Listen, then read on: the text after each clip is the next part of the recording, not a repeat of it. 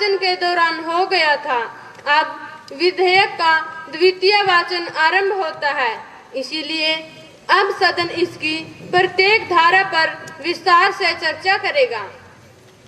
अध्यक्ष महोदया, इस बिल की धारा 4 व 18A में वाहन मालिक के खिलाफ कार्रवाई का प्रावधान है। आज के वैज्ञानिक युग में आज की युवा पीढ़ी को स्कूलों कॉलेजों में जाने के लिए वाहन की आवश्यकता होती है। वे 18 वर्ष तक इंतजार नहीं कर सकते। सरकार ऐसा करके युवा पीढ़ी के सपनों को नष्ट कर रही है। इसकी क्या गारंटी है कि माता पिता के खिलाफ कार्रवाई करने से सड़क दुर्घटनाओं में बढ़ाकर 1 साल कर दी है?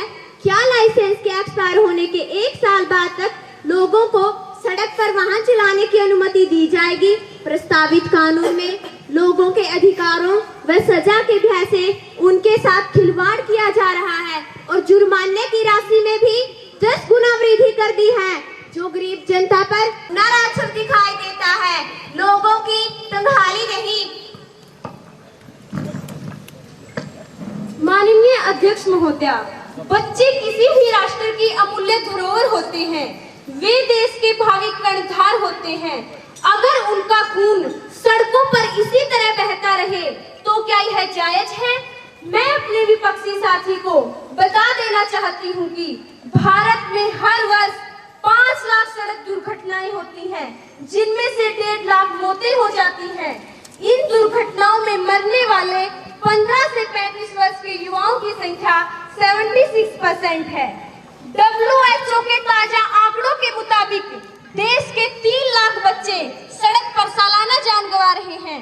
अध्यक्ष महोदया, मैं अपने विपक्षी साथी को सदन के माध्यम से बता देना चाहती हूँ कि माता पिता या मालिक के खिलाफ कार्रवाई के डर से नाबालिग बच्चों को वाहन सड़क पर दौड़ाने के लिए कम दिया जाएगा, जिससे न केवल सड़क दुर्घटनाओं में कमी आएगी बल्कि लोग सड़क नियमों के प्रति जागरूक होंगे। और जहां तक जुर्माने की बात है, आज के संदर्भ में राशि ऊंट के मुंह में जीरा के समान थी। जुर्माने की राशि बढ़ने से सड़क नियमों की अवहेलना करने का डर व कानून के प्रति सम्मान की भावना पैदा होगी। Thank you ma'am. पत्ती है बिंदु क बिल में वाहनों के पंजीकरण का अधिकार डीलरों को दिया गया है। इसमें भी सरकार की डीलरों को लाभ पहुंचाने की मंशा प्रकट होती है। बिंदु ख देश में एक ही व्यक्ति के नाम पर कई लाइसेंस हैं। देश में लगभग 30 लाख बोगस लाइसेंस हैं, जो आए दिन दुर्घटनाओं का कारण बनते हैं। बिल में ऐसा कुछ स्पष्ट नहीं किया कि इनका समाधान किस प्रकार करेंगे। बिंदु ग इस बिल के पास होने से सरकार तथा राज्यों में टकराव होने का अंदेशा है, क्योंकि इससे केंद्र सरकार की राज्य परिवहन सेवाओं में दखल अंदाजी झलक रही है। इससे राज्यों का सस्ती परिवहन सेवाओं का अधिकार भी छिनता नजर आ रहा है। अध्यक्ष महोदया, मैं मेरे विपक्षी साथी द्वारा प्रकट की गई शंकाओं का निवारण करना चाहूंगी।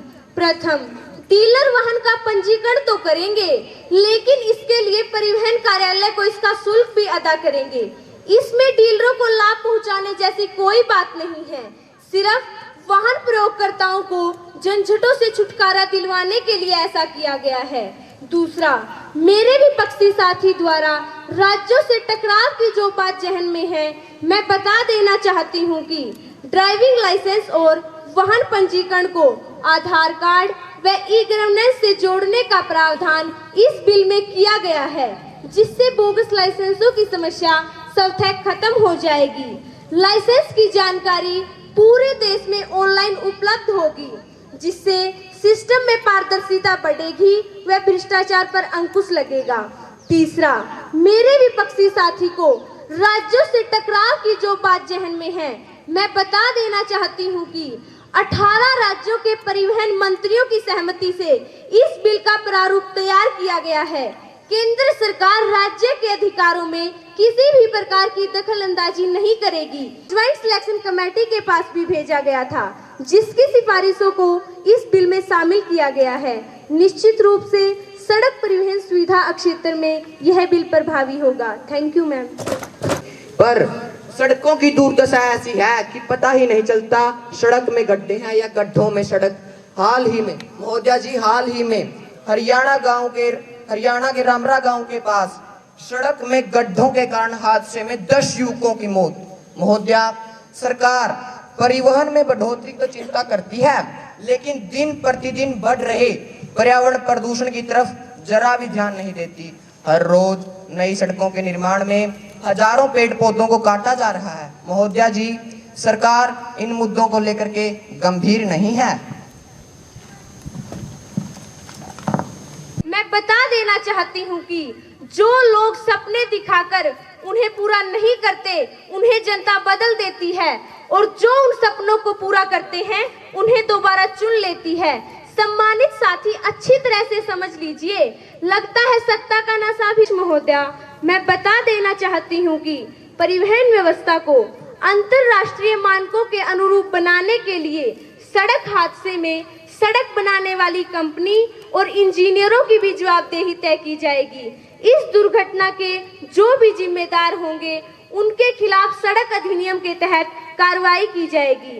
अध्यक्ष महोदया, पर्यावरण को सुरक्षित रखने के लिए पर्यावरण हितैषी सस्ती बस सेवा, स्काई बस सेवा दिल्ली के धौला कुआं से लेकर हरियाणा के मानेसर तक चलाने जा रहे हैं। सड़क निर्माण में कटने वाले पौधों की जगह नए पौधे लगाने के अभियान पर भी जोर दिया जा रहा है, जिनको सुरक्षित रखने के लिए जियो टैगिंग का भी सहारा लिया जा रहा है। अध्यक्ष महोदया, नागरिकों के जीवन को बचाने के लिए हम स्कूल तथा उनकी आदतों में सुधार करने पर गंभीर हैं। Thank you ma'am.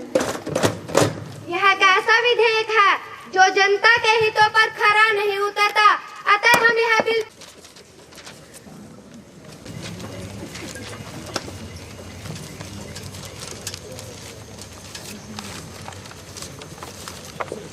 अध्यक्षा जी, विपक्ष चाहता है कि प्रधानमंत्री जी इस बिल पर अपना वक्तव्य दें।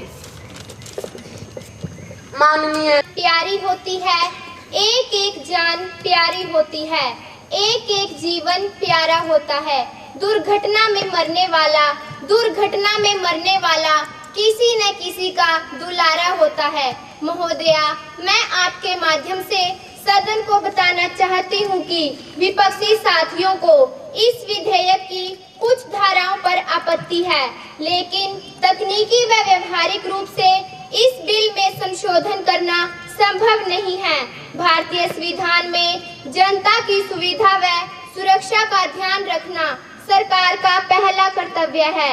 इस कानून का पारित होना कितना जरूरी है, इन साधारण तथा खौफनाक आंकड़ों से समझा जा सकता है। प्रतिदिन करीब 400 मौतें तथा 3.8 लाख करोड़ रुपए का आर्थिक नुकसान देश में हो रहा है। इन दुर्घटनाओं में सामान्य व्यक्ति तो क्या, पूर्व केंद्रीय मंत्री गोपीनाथ मुंडे जैसे लोगों की भी दुखद मौत आई है।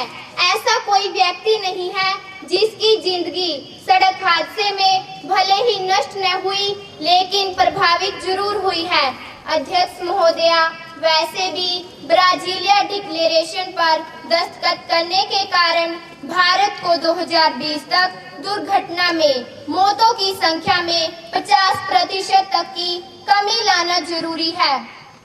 मैं अपने भ्रमित साथियों को बता देना चाहती हूँ कि मोटर व्हीकल संशोधन बिल 2019 की भावना अति उत्तम है।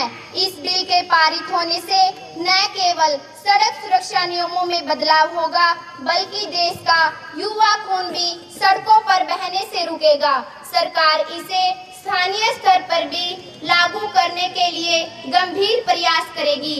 मैं विपक्ष से अनुरोध करती हूं कि वे सकारात्मक सोच के साथ सरकार को सहयोग दें तथा उनके द्वारा दिए गए अमूल्य सुझावों को सरकार इसमें शामिल करने का प्रयास करेगी।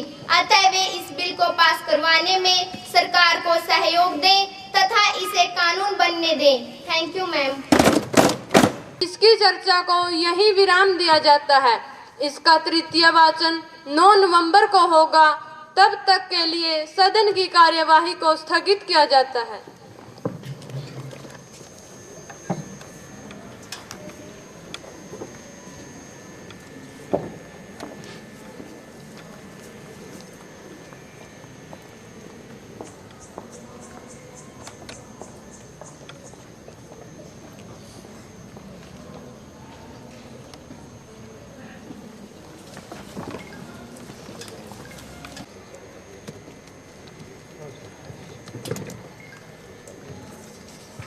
अध्यक्ष